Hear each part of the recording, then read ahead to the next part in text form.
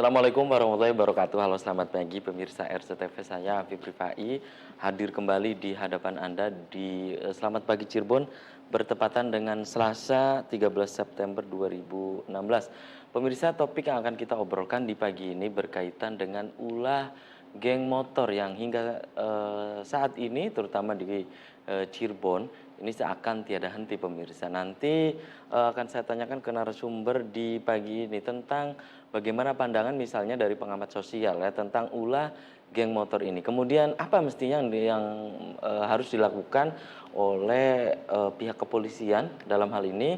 Kemudian bagaimana juga peran orang tua misalnya untuk menangkal geng motor ini, dan biasanya berulah ketika di akhir pekan, kalau tidak di hari Jumat ya di malam minggu ya, tepatnya di Sabtu malam. Nah, nanti hal-hal sejenis itu akan saya tanyakan langsung ke narasumber kita di pagi ini, dan narasumber dalam tanda petik pemirsa dadakan di pagi ini tentunya Anda di rumah sudah tidak asing lagi ya.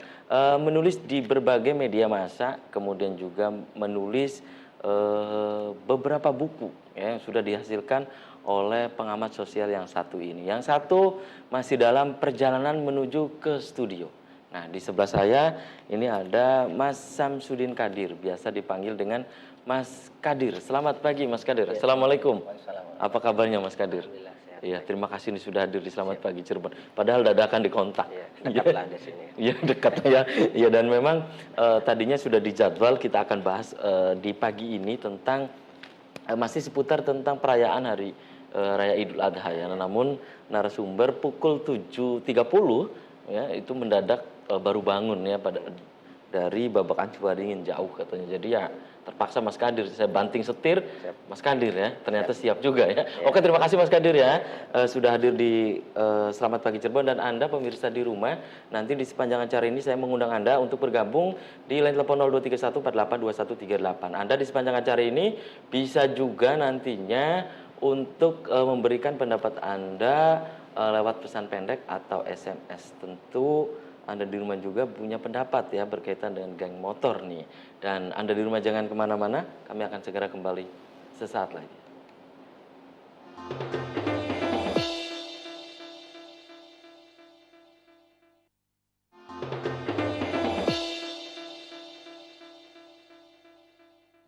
Ya, Anda masih di Selamat Pagi Cirebon, dan sambil menunggu narasumber yang satu lagi nih ya Mas Kadir yang tengah menuju perjalanan ke studio. Mas Kadir, catatan Anda gitu ya, seakan-akan bahwa persoalan geng motor ini tidak pernah mandek, tidak pernah berhenti ini, terutama di Cirebon gitu. Pendapat Anda dari sisi sosial atau dari sisi sosiologi seperti apa sih Mas Kadir gitu? Dan kemarin catatan di kita terakhir tentang pembunuhan itu ya di salah satu jalan di flyover di Kabupaten Cirebon. Pendapat Anda Mas Kadir? Iya, sebetulnya banyak banyak biang atau penyebab sehingga kemudian geng motor ini menjadi hadir begitu. Dan fenomena ini sebetulnya geng motor ini kan sudah sejak lama sebetulnya. Tapi kemudian akhir-akhir ini khususnya Jawa Barat, khususnya lagi wilayah 3 dalam ini lebih khusus lagi kota Cirebon, Cirebon lah begitu ya, secara umum. Kalau saya melihat penyebabnya banyak, diantaranya misalnya karena kelemahan pendidikan keluarga. Kelemahan pendidikan keluarga. Iya. Anda sebut kenapa kelemahan pendidikan di internal keluarga gitu? Apakah juga ini menyangkut tentang pendidikan di sektor sekolah formal misalnya gitu? Iya, itu pertamanya di keluarga. Kenapa keluarga? Kadang orang tua menyekolahkan anak misalnya ke sekolah pendidikan formal itu hanya fungsi penitipan begitu. Menitip sehingga kemudian menganggap ketika anak itu disekolahkan ke lembaga formal begitu, seakan-akan orang tua tidak punya kewajiban untuk mendidik anak dalam tanda kutip gitu, sehingga kemudian anak dengan semena-mena mengekspresikan segala kreativitasnya sesuai dengan kesukaannya, sesuai dengan zamannya begitu. Zaman sekarang kan orang bisa mengakses segala hal, dia bisa mengekspresikan segala kesenangannya, hobinya sesuai dengan seleranya begitu. Nah, kemudian yang kedua tentu saja pendidikan formal itu, sekolah. Kita tidak mengatakan kegagalan, tapi kelemahan lagi dalam konteks pendidikan formal. Misalnya, kelemahan apa gitu Mas Kadir misalnya? Silakan. Contoh yang sederhana saja, jam 10 pagi itu mestinya kan jadwal orang belajar. Kalau kita melihat ke mall, ke studio-studio, itu tetap ada yang berseragam dan nyaris tidak ada yang melarang. terbuka. Oke.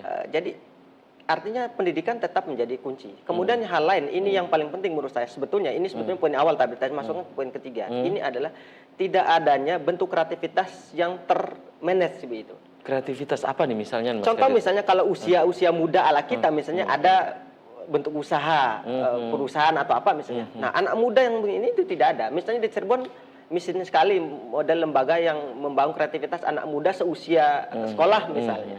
Misalnya lembaga pelatihan sesuai dengan seumur dia untuk renang, untuk olahraga dan segala macam dan seterusnya misalnya. Itu kan minim gitu.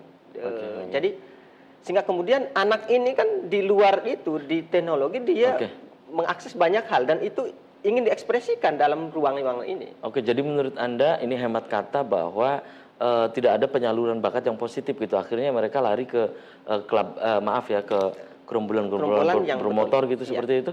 Sebetulnya kan awalnya geng motornya kan bagus ini sebetulnya. Ini kan hobi ya. Hobi, kalau kita lihat ke Bima sekarang, motor juga gitu ya, kalau lihat di Bima sekarang misalnya setiap akhir pekan, bahkan setiap sore sekarang kita melihat aktivitas atraksi yang positif menurut saya itu untuk mengalihkan karena namanya anak muda seleranya itu banyak gitu.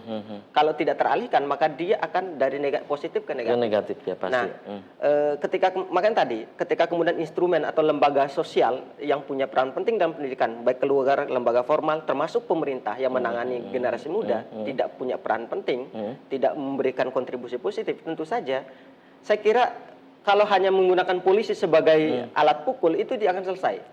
Militer sebagai alat bukti. Jadi pendek kata Anda juga menyebutkan secara tidak langsung bahwa ini persoalan ini bukan melulu tanggung jawab dari kepolisian gitu? Ya tidak semata. Karena polisi itu bukan untuk menyelesaikan kenakalan orang.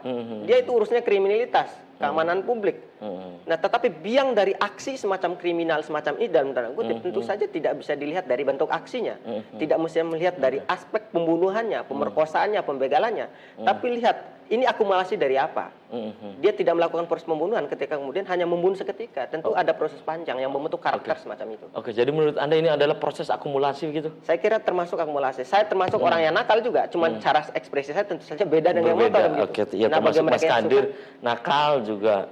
Kenakalan saya diekspresikan lewat apa? Karya tulis. Lewat karya tulis atau apa kan begitu kan? Jadi bagi saya kalau kemudian makanya tadi sekarang keluarga gimana, pendidikan formal gimana, nah kemudian peran lembaga atau institusi pemerintahan yang punya tanggung jawab besar terhadap generasi muda gimana begitu. Oke, dan Anda melihat dari sisi sosiologi misalnya, atau dari sisi social science ya, ilmu sosial misalnya, bahwa ini kan semua dilakukan secara berulang-ulang dan tidak pernah belajar dari sebelumnya misalnya antisipasi dan ini kita akar persoalannya apa, problem sosialnya apa, kemudian problem solvernya apa gitu. Ini kan dari konteks sosial. Anda melihat seperti apa juga nih Mas Kadir? Iya. Kalau saya melihat gini, selain masalah problem 3 poin besar tadi, yang menjadi problem penting lagi yang menjadi biang menurut saya adalah tidak adanya tempat wahana di ruang publik yang bisa mengagregasi kreativitas anak muda. Sekarang di Cirebon di mana sih tempat ruang publik remaja gitu ya kan yang betul-betul biasanya remaja. Anak remaja gitu geng motor. Mall itu kan bukan tempat agregasi mengaksikan kreativitas anak muda, itu tempat senang-senang. Nah, sekarang contoh misalnya, yang suka main bola di mana, yang suka gitaran di mana, yang suka baca di mana, yang suka ini itu di mana. Itu tidak ada. Padahal tempat sangat banyak. Cuman politik will kita sebagai masyarakat, bahkan kita sebagai pejabat publik misalnya, itu masih kurang dalam ini. Sehingga kemudian generasi kita terbawa dengan arus modernisme, bahkan modernisme, postmodern yang kemudian saya kira sangat mengkhawatirkan, sangat membahayakan kita. Oke, Mas Kadir, pendapat Anda atau opini dari Anda bahwa persoalan ini kan berulang-ulang ya, harusnya kan jadi pelajaran juga nih Mas Kadir. Nah, menurut Anda apakah ada peran misalnya dari Anda tadi menyebut pihak kepolisian, orang tua, sekolah, peran dari wakil rakyat dalam hal ini? Apakah juga nanti gini, jangan-jangan ketika terjadi geng motor brutal, nanti masyarakat bilang, udah biasa gitu kan begitu kan? Iya betul. Nah, ini kan kejadian yang berulang-ulang gitu. Nah, ini dia problem yang selanjutnya kalau dalam ilmu sosiologi itu kan Anda sebut dengan patronnya. Iya, patron. Idola gitu, teladan. Nah, bisa jadi juga mungkin karena kita krisis teladan. Contoh orang yang patut ditiru, baik itu dari seumuran muda, seumuran mereka, seumuran di atas mereka, bahkan usia tua yang sepatutnya memberikan contoh dalam Krisis banyak hal. figur menurut Anda? Tidak ada ya mungkin Figur yang krisis figur jadikan yang pas teladan untuk gitu? mereka. Di saat mereka ingin menjadi apa misalnya, yang mereka contoh tentu yang di film itu ya kerjanya perang begitu. Tapi tidak ada orang di sekitar mereka yang secara sosiologis dekat dengan kehidupan mereka, yang secara psikologis juga dekat dengan mereka yang menjadi model.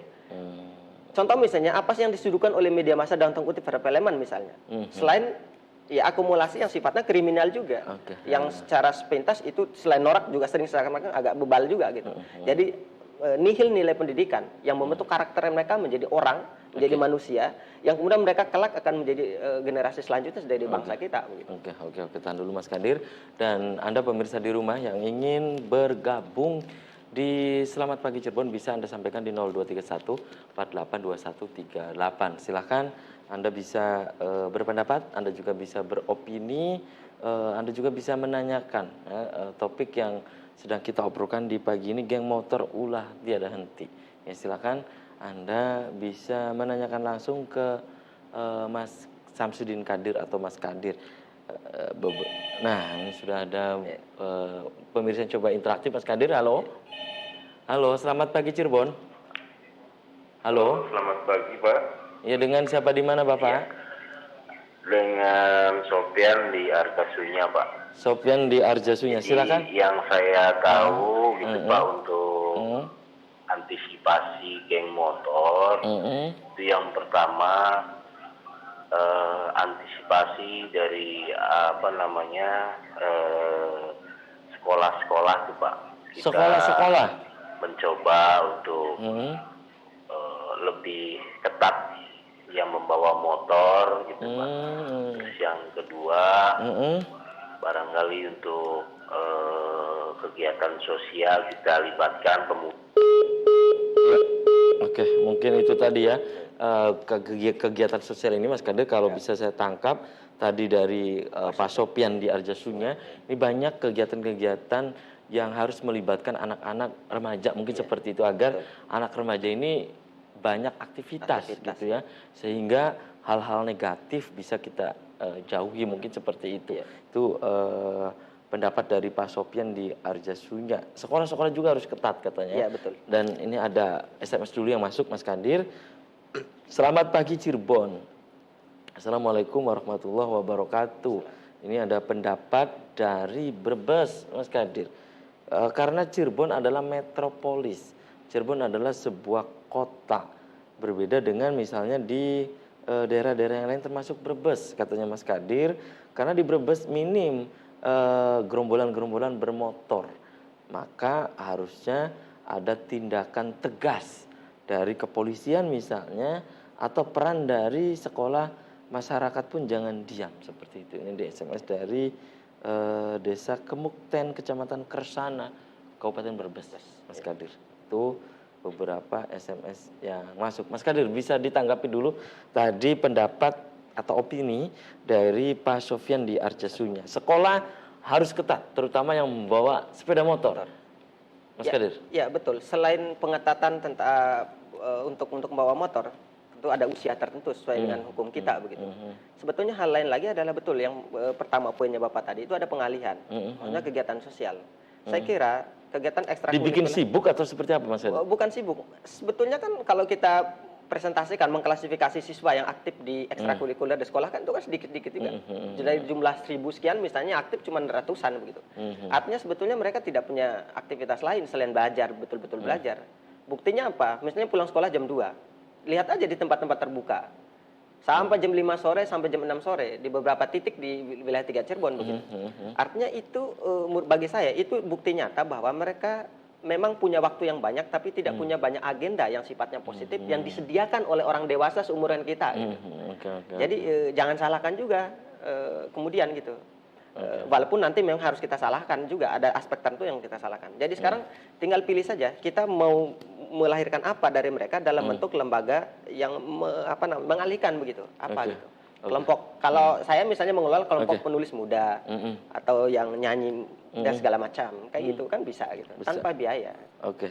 Mas Kadir tadi menyebutkan Pak Sopyan di Arjasunya tentang sekolah-sekolah ini harus diperketat, terutama yang bawa motor. Jadi apakah analisa Anda, dari hasil analisa Anda, bahwa geng motor ini pelakunya adalah anak-anak sekolah atau seperti apa? Sampai-sampai tadi Pak Sufyan bilang harus diperketat. Pendapat Anda seperti apa? Tahan dulu. Tapi Mas Kadir, Anda di rumah jangan kemana-mana, kami akan segera kembali. Tetap di Selamat Pagi Cirebon.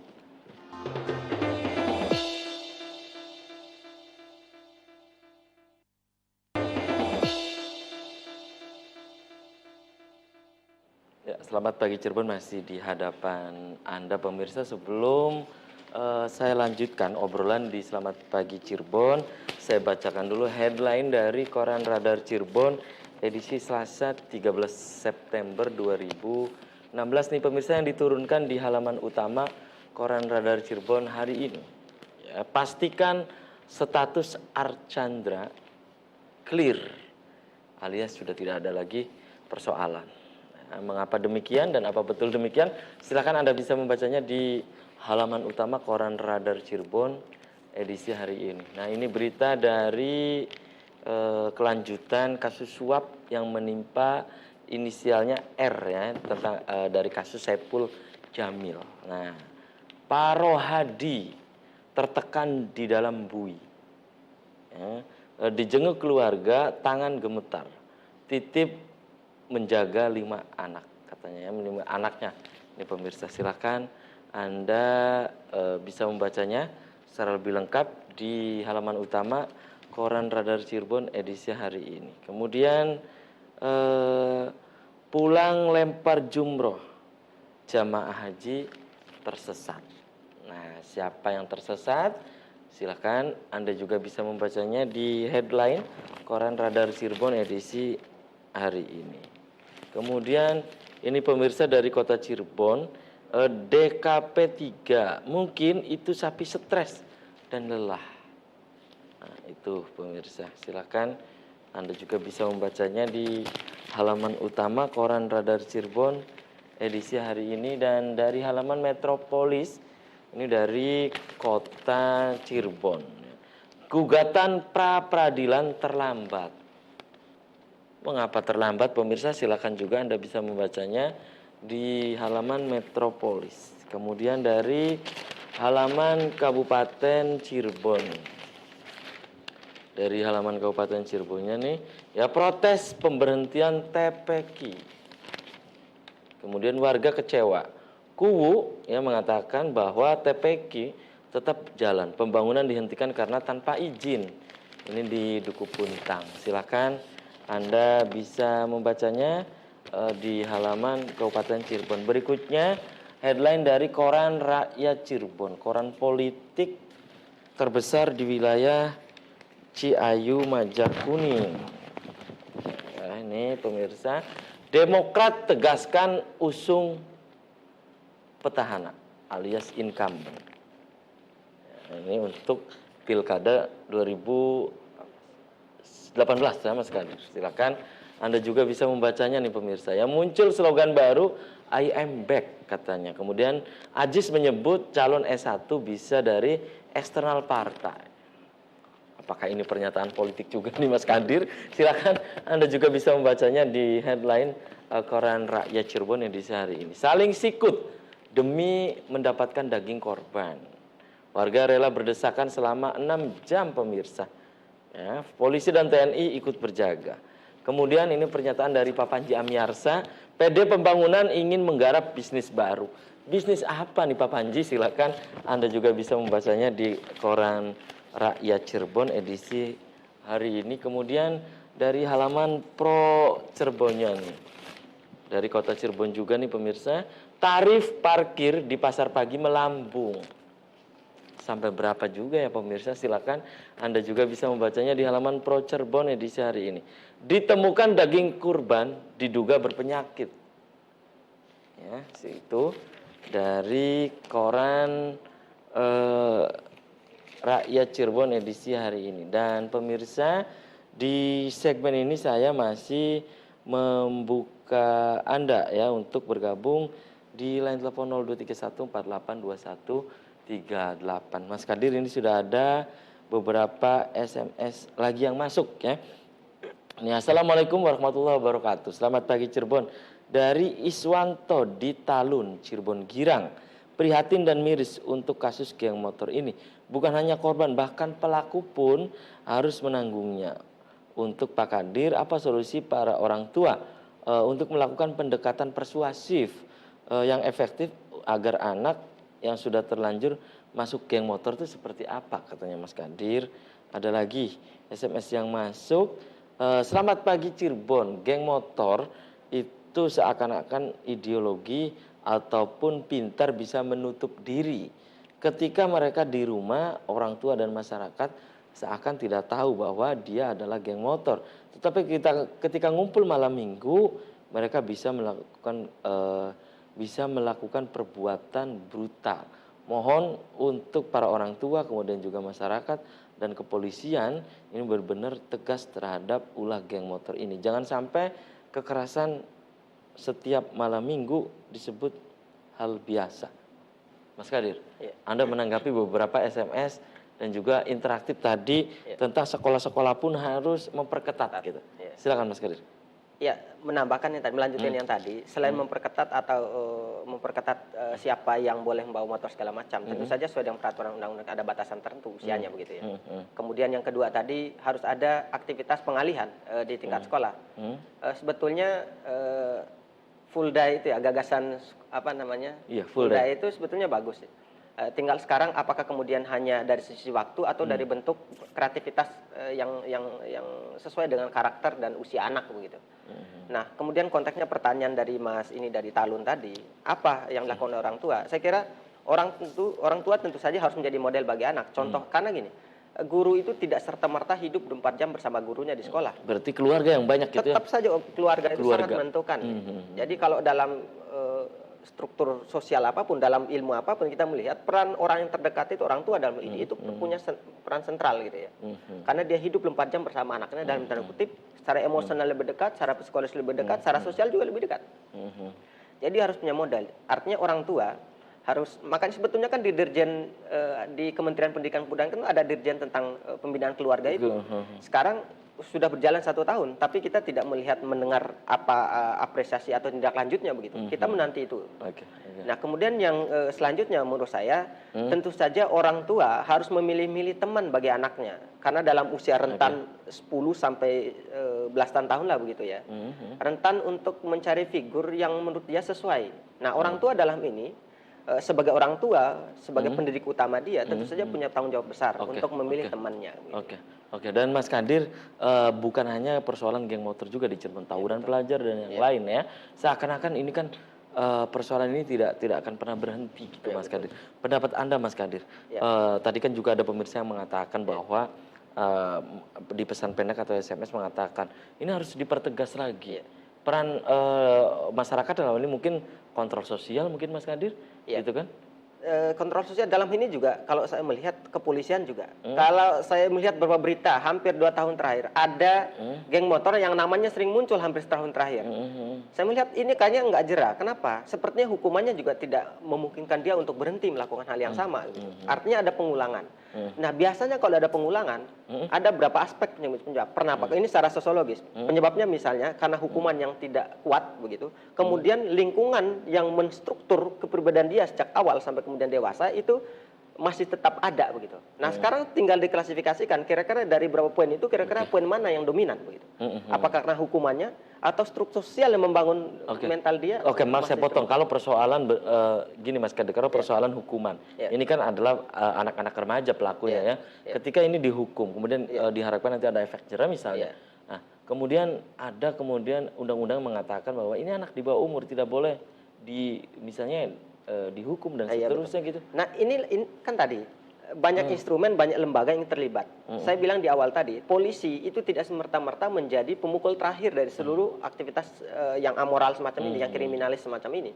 Karena itu banyak lembaga, ada KPAI, ada media massa, ada kelompok forum keluarga, ada forum sekolah, ada lembaga negara, dan segala macam. Nah, lembaga-lembaga ini mestinya harus duduk bersama dan punya membuat semacam kesepakatan bersama bahwa memang kalau misalnya dikatakan Cirebon ini darurat, ya kita harus katakan saja darurat. Darurat geng motor gitu ya, Cirebon darurat geng motor gitu. Saya tidak melihat sekedar kreativitasnya, tapi berapa korban yang sudah menjadi korban. Tidak saja anak orang tua, bahkan anak-anak muda seusianya juga menjadi korban. dan itu tidak milih usia begitu dibunuh saja dan segala macamnya. Dan pas ditanya kenapa mereka melakukan ini, ya karena ada yang melakukan karena kesenangan, karena dendam, Dan karena itu, pacaran segala macam. nah itu kan juga kan kalau saja ini narasumber satunya hadir akan Iya. saya tanyakan nih sebetulnya ya, Iya. bahwa kenapa pelaku ketika misalnya Iya. dalam doktrin mereka yang saya dengar, ketika pelaku menghantam orang yang lain, dia itu bisa akan mendapat poin, kemudian juga bangga. Iya. Ini kok kegiatan negatif kok Bangga. mereka bangga gitu, Mas Kadir. Ini fenomena apa menurut Anda, Mas Kadir? Ya kalau selain masalah tadi ya, masalah tentang tidak adanya aktivitas positif dan segala macam, menurut saya ini juga ada efek dari metropolis. Di setiap kota metropolis, baik di Indonesia bahkan di New York atau segala macam, ketika awal-awal New York menjadi kota besar misalnya, kita melihat ya kriminalitas begitu tinggi, tapi kemudian pasca itu karena muncul berbagai aktivitas yang berbasis remaja, anak muda, dan bahkan pasca itu, saya kemudian teralihkan. Ada aktivitas positif, makanya ada pengusaha muda, ada segala macam. Nah sekarang Cirebon sekarang bukan sekedar metropolis, bahkan tempat transit dari orang-orang berbagai karakter. Oke. Nah ini yang ditampung oleh anak remaja kita, belum lagi dari media Oke, massa. baik. Jadi secara tidak langsung Anda menyebut ini adalah efek dari persoalan kota yang transisi dari metropolis ke megapolis misalnya, Iya, atau bisa. seperti apa? Iya Menurut betul. Anda, Mas? Dari perubahan dari kota biasa menjadi kota besar, apalagi bandara ini sekarang ini. Kemudian bentar lagi pelabuhan. Ini sudah semua jadi pikiran anak yang kosong. Jadi apapun yang masuk, ya siapa cepat yang mengisi otak mereka itu yang menjadi karakter kemudian begitu. Nah sekarang kita mau isi dengan apa? Makanya saya bilang tadi tetap saja isinya harus bentuk kreativitas. Taman-taman itu mesti misalnya setiap pekan kira-kira apa gitu, anak band yang kreatif atau apa gitu. Dan ini tidak ada sama sekali gitu, Mas Kadir ya? Ya, maaf aja, bukan saya menyalahkan wali kotanya.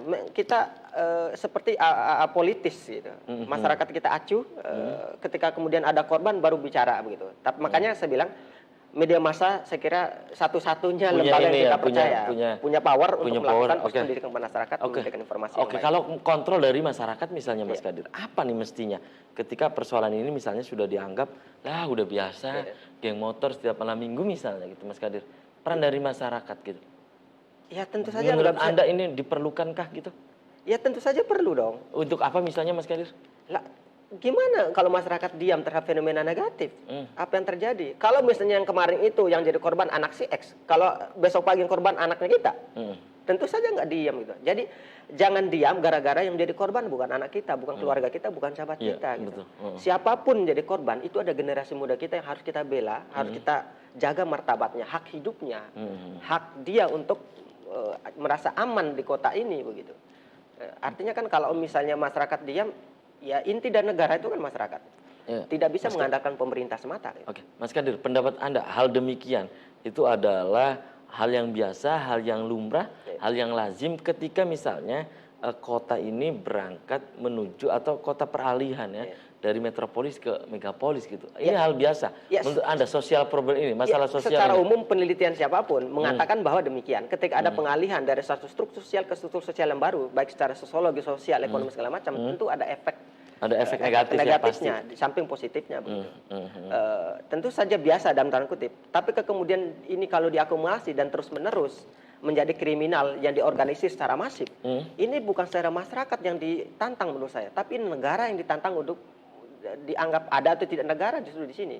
Ketika kemudian ini terus menerus dan seakan-akan terlihat dibiarkan, berarti negara dianggap kalau dalam konteks Islam itu mungkin ujudul kadami.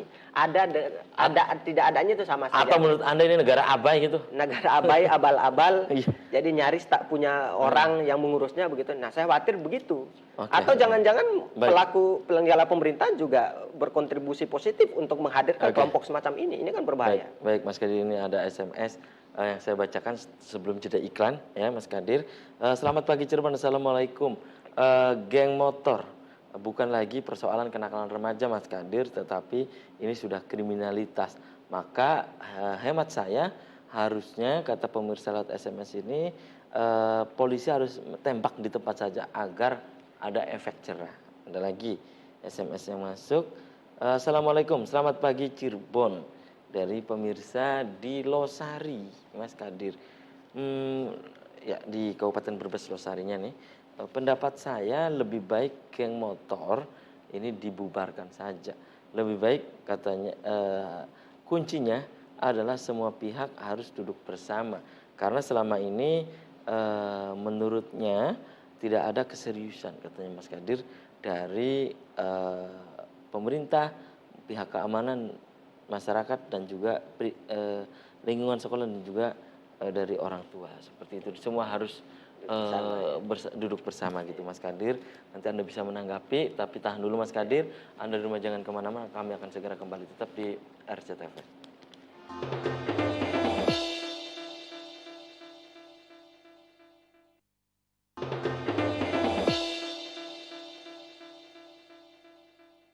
Ya, terima kasih Anda masih di Selamat Pagi Cirebon, dan di segmen terakhir ini saya masih membuka Anda untuk bergabung di line telepon 0231482138. Silakan Anda bisa berpendapat, Anda juga bisa menanyakan tentang topik yang sedang kita obrolkan di pagi ini, geng motor ulah tiada henti. Sebuah tanda tanya, silakan Anda bisa menanyakan atau Anda juga berinteraktif lewat SMS maupun di 0231482138. Ada lagi SMS yang sudah masuk nih, Mas Kadir. Selamat pagi Cirebon. Ini dari pemirsa di Palimanan. Mohon untuk kepolisian agar setiap malam minggu, terutama di titik-titik yang menjadi kerumunan, geng motor ini dipatroli, katanya Mas Kadir. Berarti ini tetap menyandarkan harapan untuk persoalan geng motor ini adalah ke kepolisian. Mas Kadir, pendapat Anda terhadap beberapa SMS diantaranya, ini ada sebuah catatan juga bahwa persoalan geng motor bukan lagi termasuk sosial problem atau masalah sosial, tetapi sudah menjurus ke arah kriminalitas. Anda setuju? Ya, saya termasuk yang setuju. Cuman tidak. Walaupun ini masih remaja gitu. Iya. Problemnya kan begini, ketika kemudian diakumulasi, kalau setiap hari orang kerjanya bunuh orang, nggak bisa kita lihat usianya cuma 14 tahun kemudian didiamkan. Iya, tapi ini kan nanti bertentangan dengan misalnya undang-undang, Mas Kadir, bahwa ini anak di bawah umur misalnya. Betul, tapi dia bertentangan dengan gitu. Undang-Undang 45 dong. Hak-hak orang untuk hidup. Ya kan ada lagi undang-undang. Jadi undang-undang yang lebih kecil itu udah kalah. Ada hak orang lain untuk hidup. Itu hak asasi yang paling asasi gitu. Jadi ketika kemudian membela diri hanya karena usia, ini saya keluhan besar juga. Karena nyawa orang hilang. Nyawa orang hilang kemudian membela diri atas nama usia. Saya kira sangat keliru. Makanya saya bilang tadi, betul tidak kemudian menitipkan semuanya kepada keluarga, sekolah segala macam. Ya kepolisian terus harus tegas. Cuman dengan catatan jangan serta-merta kemudian polisi juga jadi ini. Saya khawatirnya polisi nanti jadi tukang tembak aja setiap hari begitu. Kalau itu yang terjadi, ya masih banyak juga kasus besar yang perlu diselesaikan oleh polisi. Karena itu tadi saya tetap memilih ya untuk mencari jalan aktivitas lain, pengalihan dan segala macam secara sosial begitu. Tetapi tadi kembali ke pertanyaan terakhir itu apa? Menurut dia bukan remaja lagi, tapi ini kriminalitas. Betul. Ya betul ini ya? sudah kriminalitas menurut saya. Saya kira tidak mencederai undang-undang tentang anak. Kalau tahan dulu Mas Kadir. Ini sudah ada pemirsa yang interaktif. Halo. Waalaikumsalam. Halo, assalamualaikum. Halo, waalaikumsalam. Dengan siapa di mana, Kang? Kang Samsul, Kang Habib. Kang Samsul ning Krangkeng ya, Kang? Iya, selamat Kang Habib ya. Mudah-mudahan jadi keluarga sakinah mawaddah warahmah. Amin, amin. Terima kasih, Kang. Terima kasih, Kang Samsul. Kang Samsul, silakan ingin berpendapat tentang apa nih masalah geng motor nih? Silakan, Kang. Iya, gini Kang ya. Masalah geng motor gitu. Terkadang kita merasa prihatin Kang. Kadang-kadang anak bocah sing usia 14 tahun. 14 tahun. Tapi kegiatannya wis bahaya kok. Di Krangkeng juga ada, Kang Samsul? Kang Samsul, di Krangkeng ada geng motor juga? Ya, untuk sementara belum ada Kang. Belum ada. Oke. Belum ada, tapi ya kemungkinan kalau masalah perampokan mungkin masih ada. Nah, ini perlu adanya kerjasama antara pemerintah dengan aparat keamanan. Dari pemerintah ini saya harapkan bisa mengadakan pembinaan, Kang. Pembinaan ke remaja-remaja ke tiap desa. Ke tiap desa. Oke. Ya, pembinaan tentang kayak semacam konseling remaja, Kang. Oke. Aduh. Kang Samsul. Terus, Tribun? Menurut Anda ini apakah sudah demikian mengkhawatirkan gitu persoalan kenakalan remaja, geng motor, tawuran gitu? sangat mengkhawatirkan. Karena yang saya tangkap di lapangan itu Kang, banyak sekali minat-minat remaja yang belum tersalurkan. Ya itu tadi. Contoh kayak remaja pengen balapan motor, tapi beli Ya terputus ya. Itu bisa menangkap pesan total apa yang tadi disampaikan oleh Kang Samsul, walaupun belum menyampaikan secara total gitu. Mas Kadir, silakan. Ya, apa yang disampaikan oleh Mas Samsul itu sehati dengan apa yang kita ini kan. Bahkan saya punya usulan misalnya di sederhana saja, tidak perlu teoritis ya, praktis aja. Misalnya di Bima itu misalnya disediakan saja lapangan khusus. Sebelah barat Bima itu kan ada lapangan ya. Sediakan aja itu untuk wilayah Cirebon, tempat sirkuit, lomba-lomba motor silakan disediakan. Kan sudah ada juga Mas Kadir. Iya, cuma kan tidak lomba terkelola dengan sirkuit, kemudian juga balapan trek-trekan tetapi juga sudah berizin ya, gitu. Betul. Cuman yang ikut di situ kan orang berkaya semua, orang berduit semua. Nah, ini yang remaja ini orang nggak punya penghasilan, miskin, hidup pula gitu. Jadi kan dia butuh pengalihan, butuh ruang kreativitas. Nah, kalau usulan saya begitu, nanti pas Kapon lah bisa Pemda bisa menyediakan itu gitu. Atau kemudian saya punya usulan, forum-forum di kota ini kan sangat banyak. Alihkan saja dibina oleh forum sosial, misalnya penulisan, kreativitas, anyam apa begitu ya, dan segala macam itu bisa gitu ya. Oke, dan ini yang minim sekali gitu minim ya. sekali. Padahal itu nggak butuh biaya, butuh kemauan aja. Oke. Banyaklah CSR yang bisa membantu. Oke, Mas Kadir, menurut Mas Kadir, ini kan persoalan yang seakan-akan kalau dibiarkan masyarakat sudah membiasakan gitu. Lah udah biasa gitu kan. Menurut Anda apakah ini dibiasakan atau memang harus betul-betul diantisipasi gitu? Karena kalau sudah biasa orang juga melihat gini, misalnya mudik, kemudian terjadi kecelakaan. Udah biasa orang mudik, Anda. Kemudian geng motor, bla bla bla, biasa. Nah ini kan hal negatif, tetapi kok dibiasakan gitu? Ya itu dia. Kalau misalnya dianggap biasa, penyebabnya orang menganggap yang jahat itu biasa, kemudian terus menerus sehingga kemudian seakan-akan menjadi sebuah kebudayaan begitu. Itu karena bukan diri dan keluarga jadi korban. Saya kira banyak yang dulu dari keluarga korban yang dulu mungkin acuh terhadap geng motor. Ketika awalnya acuh. Tapi ketika kemudian yang menjadi korban adalah saudaranya, adik kandungnya, anaknya, baru wah ini harus dilawan. Padahal dari dulu kita sampaikan termasuk media massa, Radal misalnya terus mengangkat kriminal. Ini kan poinnya agar kita melakukan antisipasi sejak awal. Sebab masalah geng motor, tawuran ini sudah menjadi penyakit yang sudah mendominasi anak-anak muda kita gitu. Jadi memang harus diantisipasi. Masyarakat memang bagian. Gitu. Baik, ada lagi nih SMS yang masuk Mas Kadir yang saya bacakan. Selamat pagi Cirebon. Assalamualaikum. Kian Karawong Kelangenan. Kepada kepolisian harus dibikin tim Jaguar seperti di Densuslap itu ya. Supaya kalau pulang kerja malam ini tidak khawatir. Nah, itu Mas Kadir berkaitan dengan rasa kenyamanan. Itu kan orang tua misalnya anak SMA anaknya lah ya, ketika dia keluar rumah malam minggu orang tua kan khawatir gitu ya. Nah, ini kan pihak kepolisian harusnya Mas Kadir. Ya, memang itu kita sebetulnya kan sudah hampir ketika Kapolres baru di kota khususnya ya, sudah banyak masyarakat menyampaikan menitipkan pesan bahwa masalah geng motor ini sudah menjadi salah satu penyakit besar di Cirebon, khususnya di kota begitu. Sehingga kemudian kalau saya lihat beberapa waktu terakhir ini polisi sudah mulai agak tegas-tegasan. Cuman tadi agak mulai tegas. Berarti sebelumnya belum tegas. Saya kira belum. Belum ada tegas. yang ditembak mati di tempat kan. Geng motor itu saya kira belum ada. Kalau ditembak iya. Saya sepakat dengan tadi. Ini mungkin terlalu pernyataan saya mungkin terlalu melawan arus ya, melawan geng motor gitu. Tapi bagi saya kasihan nyawa teman-teman kita yang tidak punya dosa begitu, dalam tanda kutip tidak punya kesalahan, tidak punya masalah dan segala macam, kemudian terus menjadi korban.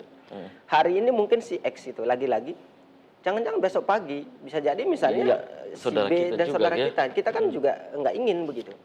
Saya khawatir kalau kemudian masyarakat tidak menjadi bagian, kepolisian kemudian tidak tegas-tegasan, hanya kemudian takut karena undang-undang, pelanggaran HAM.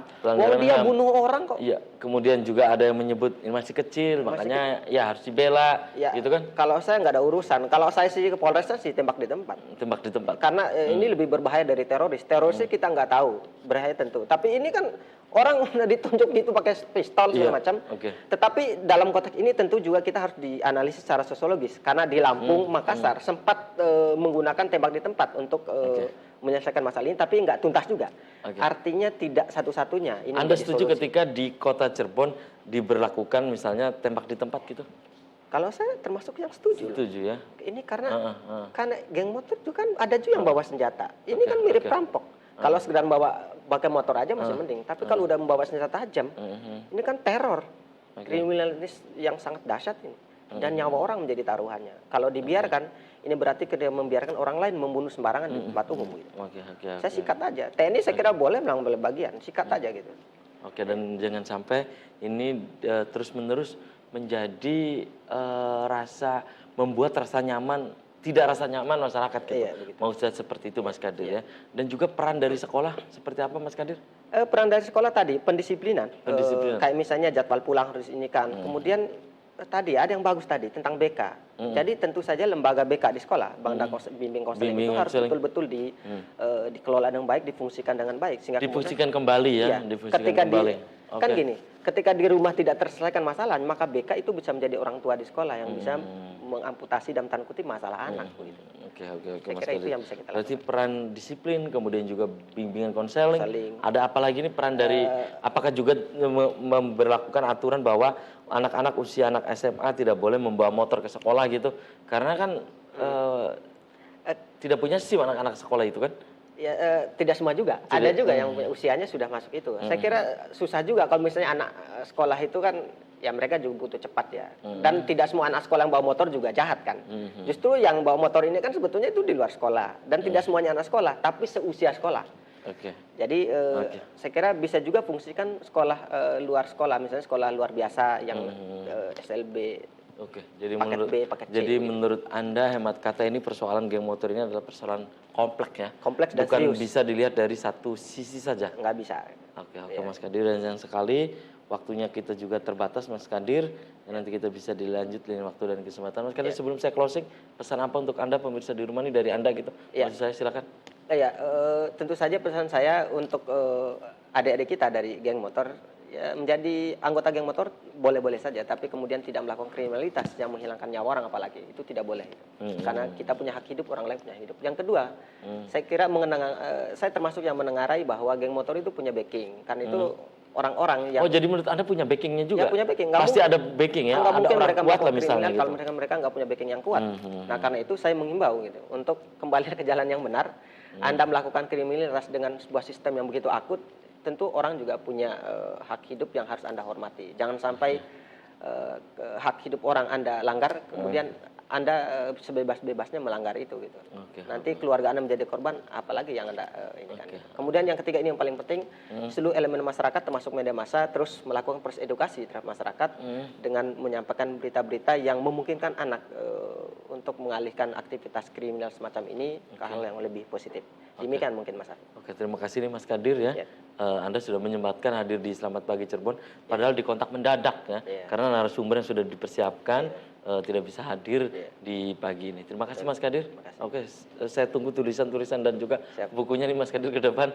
Ya, dan pemirsa, mohon maaf tidak semua SMS yang masuk di pagi ini bisa saya bacakan semua.